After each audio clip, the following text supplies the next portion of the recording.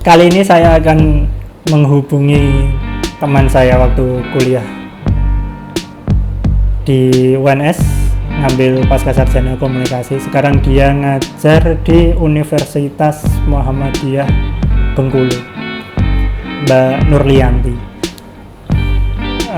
Kita mau ngobrolin bagaimana keefektifan kuliah daring di sana. Kita akan tidak membandingkan, tapi kita akan mencoba melihat perkuliahan daring di Bengkulu, Universitas Muhammadiyah Bengkulu.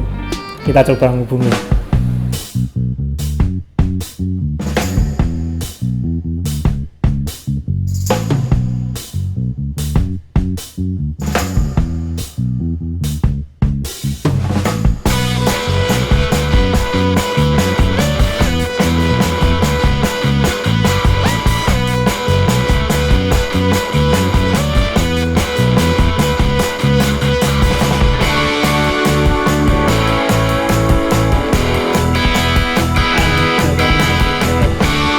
Assalamualaikum Mbak Nur.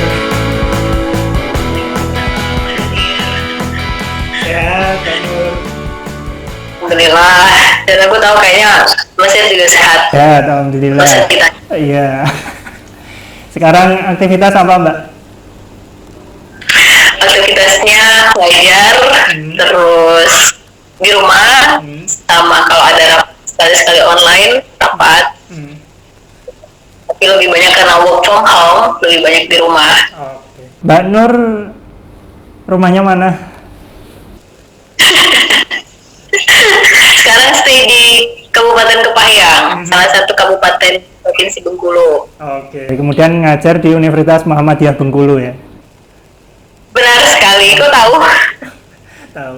Mau saya cek sang suryanya hafal enggak? Nggak usah ya, nanti habis terlalu panjang nanti durasinya. Siap. Mbak Nur, di UNB ngajar berapa mata kuliah semester ini? Semester ini kebetulan 3 mata kuliah. Satu aplikasi humas, kemudian pemasaran sosial, satu lagi hukum dan media. Berapa SKS itu?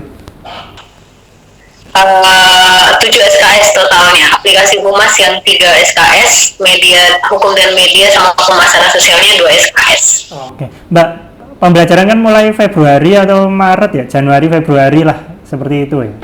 Itu aku udah masuk. Aha. Kalau sudah mulai dikasih tahu sih. Tapi yang jelasnya baru satu Aha. di mata kuliah aplikasi humas, baru satu kali itu.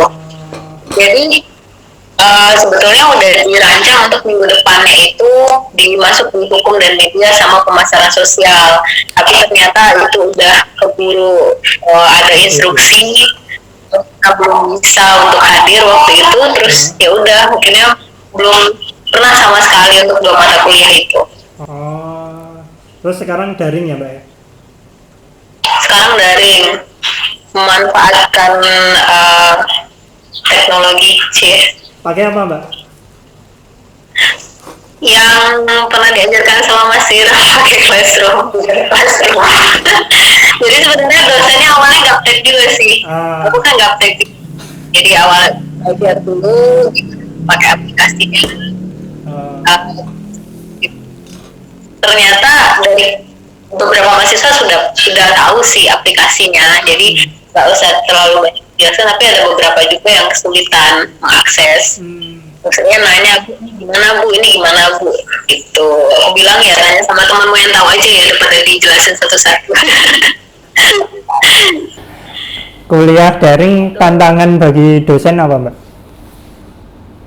Banyak ya, jadi yang pertama kuota. Nah, kita mempertimbangkan mahasiswa juga sih, karena aku kebetulan juga ngajar di UT online yang memang udah disiapkan untuk untuk kuota internet, udah jelas online. Tapi untuk beberapa mahasiswa yang sepertinya memang kaget sih dengan situasi perkuliahan sekarang. Mereka harus berbagi, misalnya ada beberapa mahasiswa yang harus pulang ke daerahnya karena ya untuk bertahan hidup juga. Nah di daerah mereka kesulitan untuk mendapatkan akses internet. kalaupun ada itu agak ya sinyalnya yang hilang timbul itu jadi alasan mereka. Berarti aku sudah merancang untuk gimana ya nanti kita buat video kuliahnya gitu, terus ada juga nanti bisa teman-teman presentasi dan lain-lain lah. Tapi beberapa kali kita pertemuan kayak mahasiswa sama. Kalau yang secara kuantitatif sih mahasiswa yang hadir itu setengah ada untuk beberapa mata kuliah itu. Nah, yang setengahnya ini tidak terdeteksi. Ada juga mahasiswa yang belum sama sekali pernah hadir. Nah, ini aku yang bingung nanti. Makanya lanjutin ya gimana, mau di stopinnya juga nggak mungkin. 1-3 pertemuan itu cukup efektif aku buat materi, terus ditambah dengan bacaan jurnal, tambahan bacaan untuk mereka. Ya itu masih pikiran positif lah ya, mereka masih mau membaca dengan aktivitas yang lebih banyak di rumah, terus mereka lebih semangat dan lain-lain lah. Tapi ternyata pas coba kasih tugas, nah mereka malah kebingungan. Kasih tugas kebetulan jurnal waktu itu, mereka malah kebingungan jurnal loh. Mereka bukannya aku baru ngasih jurnalnya ke mereka, berarti mereka nggak baca, langsung pikiran itu deh yang akhirnya muncul. Nah sesudah itu baru ini kayaknya bisa nggak sih kuliah daring efektif nggak sih? Jadinya ya kita mikir juga gitu. Di protes mahasiswa nggak? Waktu ngasih tugas iya. Jadi karena awalnya kan mikir mereka lebih punya banyak waktu luang ya karena lebih banyak di rumah. Walaupun juga aku mempertimbangkan mereka ada tugas di mata kuliah yang lain. Terus ya udah aku suruh buat jurnal, makalah dengan referensi yang karena ada mahasiswa semester 2 aku minta jurnalnya cukup 3 jadi referensi. Tapi untuk semester 4 sama semester 6 aku kasih 5 minimal jurnal. Itu memang ternyata pas aku pikir agak sadis juga ya, mau tak kurangin tapi nanti dibilang gak konsisten. Dan waktunya itu cukup lama sih Mas, jadi 1 minggu aku kasih waktu mereka untuk mengerjakan tugas itu, dan ada 1 kelas yang akhirnya diperpanjang ditambah 5 hari. Nah mereka protes, Bu gimana kamu mengakses jurnal ini, mau kuliah aja kami kesulitan internet dan lain-lain. Akhirnya diprotes kayak gitu kan. Tapi sih aku menangkapnya mereka juga ada yang nggak paham mengenai jurnal itu sendiri sih. Jadi mereka bisa menggunakan alasan misalnya internet, tidak bisa mengakses internet untuk tidak bisa mengerjakan tugas. Jadi kan kita dalam lebih tenang sih. Nah satu yang lucunya itu bukan lucu sih, jadi kita kayak ini beneran mereka ikutin kuliah nggak sih? Jadi awalnya sih buat silahkan kalian mengabsen dari jam sekian sampai jam sekian. Udah mereka tulis pas aku lempar materi nggak ada satu dua yang menanggapi. Yang lainnya aku pikir ini pada kabur ya kayaknya. Terus tak ubah caranya, metodenya. Jadi di awalnya aku kasih ada kayak soal atau apalah isu, terus minta mereka untuk menanggapi atau memberikan pertanyaan. Itu yang aku anggap sebagai absensi kehadiran, sebagai bentuk kehadiran mahasiswa. Akhirnya kayak gitu. Tapi tetap aja sih kita masih belum siap untuk itu. Ada pergerakan mahasiswa yang meminta SPP dicabut atau UKT dan lain sebagainya?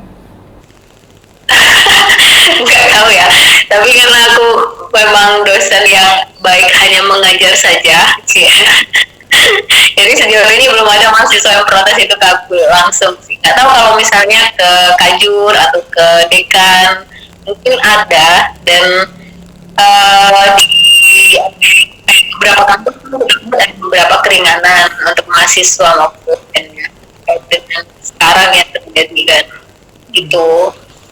Ternyata dosen juga pusing ya ketika dihadapkan dengan kuliah daring ini ya Mbak? Iya jelas, ada beberapa malah yang sama sih kayak aku di awal, kebingungan mau kuliahnya pakai apa. Kalau pakai WA kan itu kesannya tertimbun ya, terus aplikasi HP juga nggak terlalu mendukung nantinya kapasitas memori dan lain-lain gitu. Jadi ada beberapa dosen yang juga kebingungan mau pakai apa. Tapi ada juga kayak misalnya di Pekanbaru, si Iva teman waktu kuliah, mereka malah ada standarisasi ini dari kampusnya. Jadi misalnya pakai aplikasi ini, terus harus ada seperti ini, materinya harus diberikan seperti ini. Nah, itu kan lebih jelas ya, lebih maksudnya emang kampus juga harus siap untuk ketika memang dalam keadaan seperti ini sih. Jadi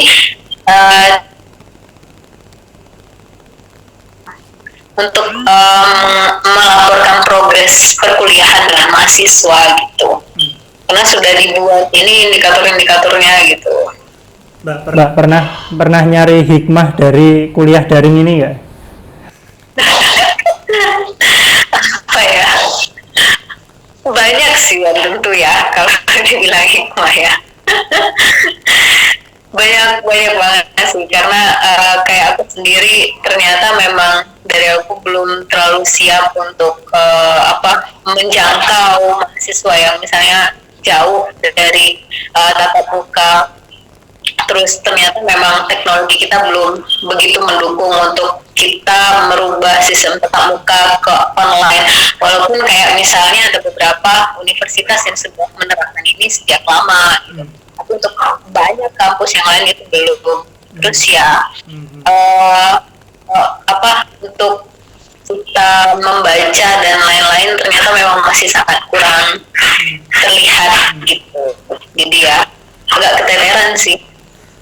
Kalau Mbak, sedang untuk tetap aja diskusi aja kita agak kesulitan, apalagi kita kuliah dari Mbak Nur nyikapi mahasiswa yang alasan sinyal itu tadi terus dia nggak kerjakan tugas sama sekali, terus sampai ini kan udah UTS, ini udah ngasih nilai UTS, nah itu dikasih nilai biaya. Kalau mereka izin langsung, aku akan kasih keringanan, Mas. Kalau misalnya Bu, saya berada di daerah ini, aku pas bakalan kasih keringanan. Nggak mungkin nggak, karena aku paham beberapa kondisi geografis di Bengkulu kan. Di beberapa daerah di Bengkulu memang kesulitan untuk sinyal.